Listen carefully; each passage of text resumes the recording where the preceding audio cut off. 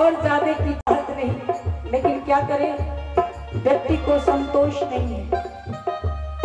क्या कहा, सब जानते हैं एक दिन सब छोड़ते हैं जाना, तन भी न साथ जाए छूटेगा ये खजाना।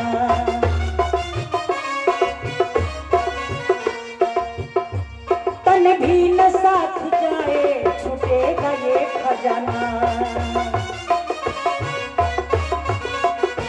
फिर किस लिए घड़ी तू, फिर किस लिए घड़ी तू करता है पैसा, पैसा है ये भी जरूरी पर सब कुछ नहीं है पैसा, है ये भी जरूरी पर सब कुछ नहीं है पैसा।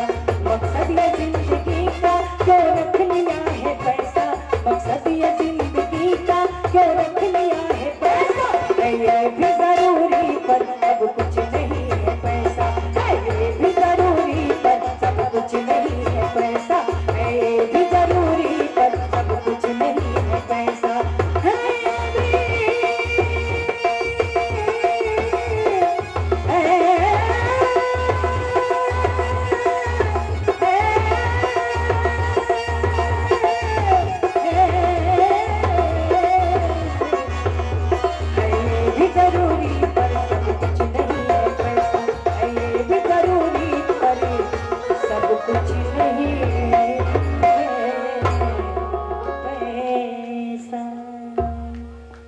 सच्चिदानंद भगवान की। तो मकसद हमने परमेश्वर को पाना नहीं, दौलत कमाना है। चाहे वो ठगी से आए, चाहे चोरी से आए। आज के पंडित लोग क्या करता है, घर में आ गया, थाली में माता लोग दौड़ के पैर धोएला, गुरु ब्रह्मा गुरु विष्णु। अरे ब्रह्मा तो एक ही है। अभी कान में क्या फूंक दिया जिससे इन्होंने ब्रह्मा बना दिया, और कहा कि जो बात हमने तुमको बताई वो किसी से कहना नहीं। तो जब कहना ही नहीं था तो तूने क्यों कान में फूंक दिया, तुझे भी तो नहीं कहना था, अपने पास से रखना था। ये सब गुरुडम है, यह अंधविश्वास। गुरु वो होता है जो अपने शिष्य को अंधेरे से प्रकाश की तरफ ले जाता है। दुनिया के लोगों गुरु हुआ सिकंदर का अरस्तु, दोनों एक दिन साथ में चल रहे थे। गुरु और शिष्य की बात आ रही तो आपको बता देना चाहता हूं, ऐसा तालमेल होना चाहिए। आज तो न पिता से पुत्र की बनती है, न माँ की बेटे से बन रही है, न सास की बहू से, न पति की पत्नी से कोई रिश्ता चलने वाला। क्यों हो गया ऐसा? हमारे विचार, हमारे संस्कार, हमारे सब आहार बदल गए। आचार्य जी कह रहे थे ना कि आज गाय को पता है कि हमारा भोजन क्या है, पर मनुष्य को पता नहीं है कि हमको क्या खाना है। आज पशु रोगी नहीं है, लेकिन इस मानव को जो दानव बना है, न जाने कितने रोग इस शरीर में भर कर गए।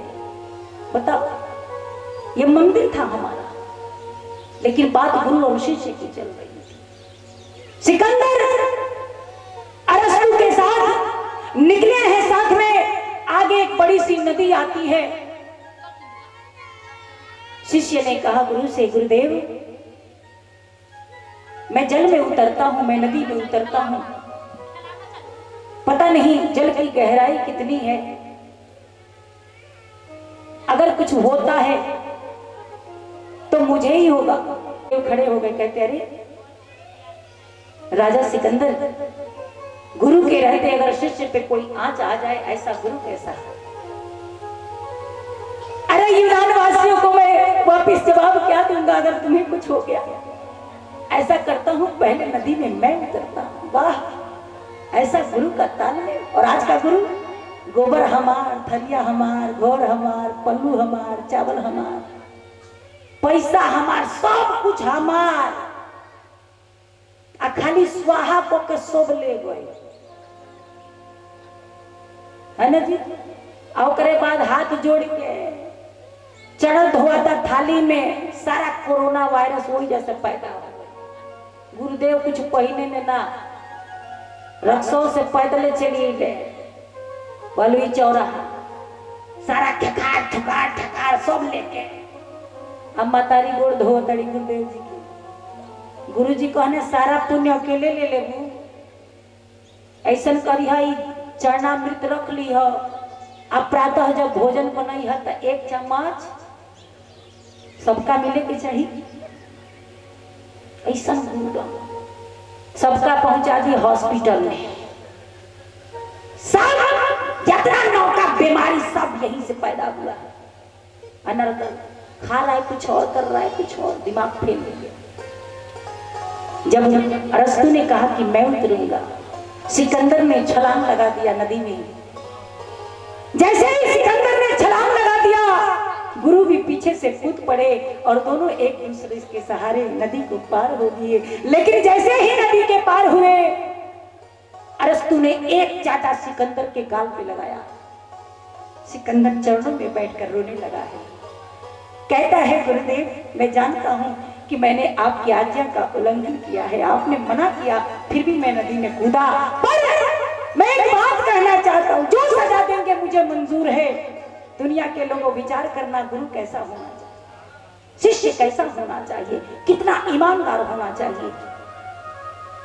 जैसे ही सिकंदर ने चरण पकड़ के रोने लगा और कहा कि गुरुदेव जो सजा है मुझे मंजूर है, लेकिन गुरुदेव मैं एक बात कहना चाहता हूं, मैं नदी में कूदा इसलिए कि आज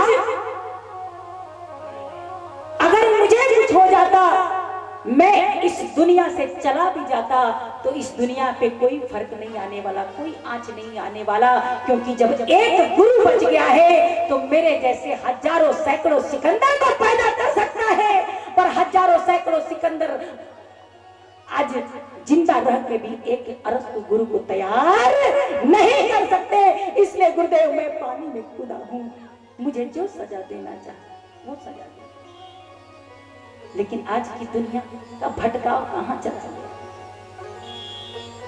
इसलिए कुछ पंक्तियां मैं निवेदन करके अपनी बाड़ी को विराम दूं। समय बड़ा तेजी के साथ निकल रहा था, 7 मिनट लेट मैं बैठी और मैं चाहूंगी अपने समय की सीमा में रह के ही मैं अपनी बाड़ी को विराम दूं। थोड़ी सी पंक्तियां मेरी लिखी हुई मैं आपको परोस रही हूं।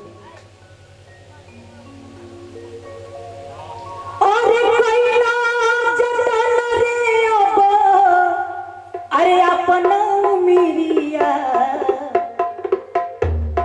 इसमें रास्ता, सही रास्ता चुनो, सत्य का रास्ता चुनो कि अरे गुजरिया हो, अरे थैला तुम्हें दिख डगरिया, गुजरिया हो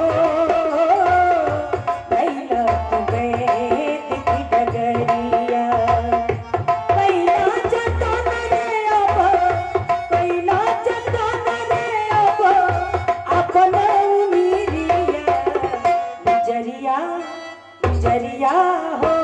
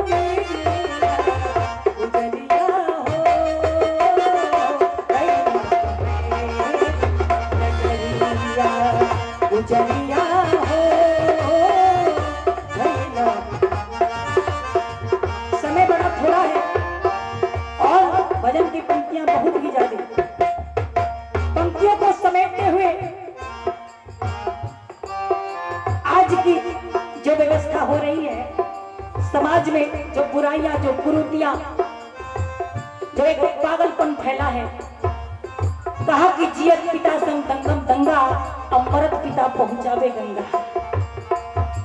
आज व्यक्ति मरने के बाद, बाबूजी मर गए ने मच्छरदानी दिया था, सेजा दिया था, चौकी, बेलना, तोशक, तकिया, रजाई, गद्दा, कूलर, फ्रिज, अलमारी, जूता, जूती। जियत तो बाबूजी के पूछेबे ना कल, बाबूजी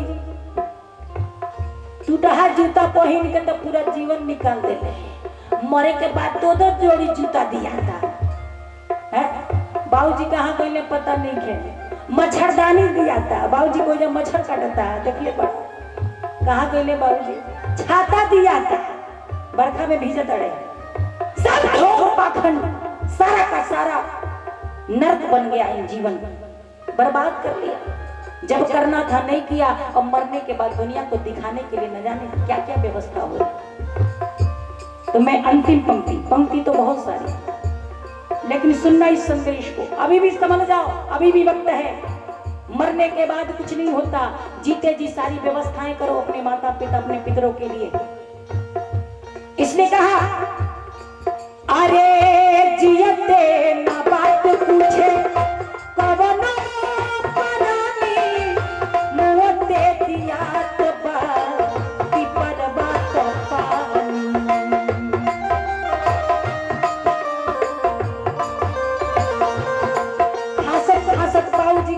उपट गए। एको गिलास पानी ना देला कि बाबूजी के खांसी आवता। बाबूजी पानी पी ली, अमवले के बाद घर भर का लोग आजुली से पानी पियावता। अब पता नहीं इन्हें प्रचलन बा कि ना हमरे और बा भारत में। मटका में पानी डाल के पीपरे पर टंगा जाता, ठपट पर चुवता, बाबूजी पानी पियत रहे। जोले से काम ना बीती तो ओले बाबूजी पानी पियत रहे। हंस रही है दुनिया, हंस रहा हमारा धर्म। अरे धर्म के अनुयायियों, राम की पूजा करते हो, राम का कृत्य एक भी हमारे जीवन में आ जाए तो जीवन प्रकाशमय हो जाए। लिखा मैंने, अरे जियते ना बात, जियते ना बात, जियते ना बात पूछे कवनो परानी, मुँह दे दियावत बा पिपरवा को पानी।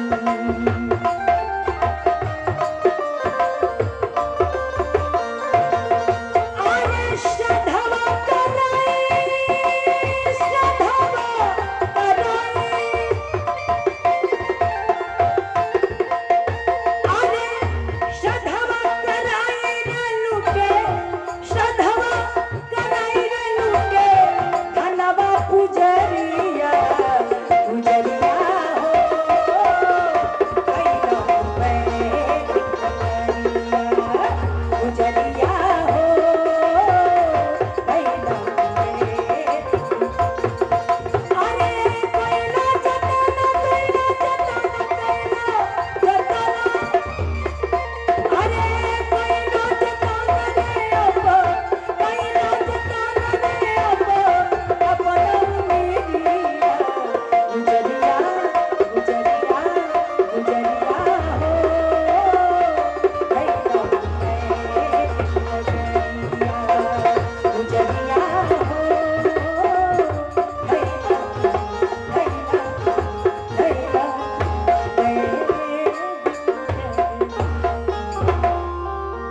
बोलिए सिद्ध सनातन वैदिक धर्म की। कहीं भी जाओगे वेद की शरण में आना पड़ेगा, तभी उद्धार होगा। इन्हीं विचारों के साथ मैं अपनी वाणी को यहीं विराम देती हूँ और आगामी कार्यक्रम के लिए माइक अपने ज्ञानचंद जी को सौंपती हूँ। धन्यवाद।